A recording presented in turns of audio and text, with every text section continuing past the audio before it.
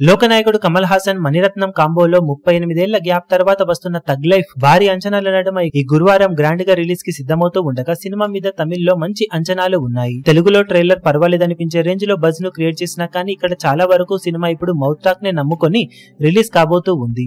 Talk బాగుంటే ఇక్కడ openings కూడా కుమ్మేసే అవకాశం ఉండగా ఇక తమిళనాడులో రీసెంట్ గా అడ్వాన్స్ బుకింగ్స్ ను ఓపెన్ చేయగా అక్కడ సాలిడ్ బుకింగ్స్ తోనే జోరును చూపెడుతూ దూసుకుపోతూ 5 కోట్లకు పైగా గ్రాస్ బుకింగ్స్ ను ఇప్పటి వరకు వసూలు చేసిన ఈ సినిమా రెస్ట్ ఆఫ్ ఇండియాలో 1.5 కోటి రేంజ్ లో గ్రాస్ బుకింగ్స్ ను అందుకుంది.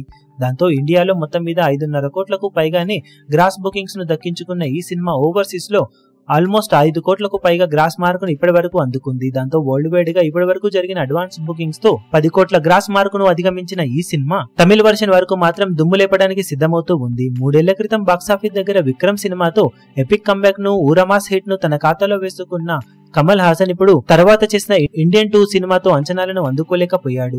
మరోపక్క పొన్నియిన్ సెల్వన్ 2 పార్ట్లతో మణిరత్నం మంచి ఫామ్ లో ఉండటం, కమల్ హాసన్ అలాగే మణిరత్నం కాంబోలో ఆల్మోస్ట్ 38 ఏళ్ల తర్వాత వస్తున్న సినిమా అవ్వడంతో మినిమం గ్యారంటీ అనిపించే లెవెల్లో సినిమా ఉన్నా బాక్సాఫీస్ దగ్గర ఖచ్చితంగా మాస్ రచ్చ చేసే అవకాశం తగ్ లైఫ్ సినిమాకు ఎంతైనా ఉందని చెప్పవచ్చు. మరి సినిమా బాక్సాఫీస్ దగ్గర ఎంతవరకు అంచనాలను అందుకోగలుగుతుందో చూడాలి.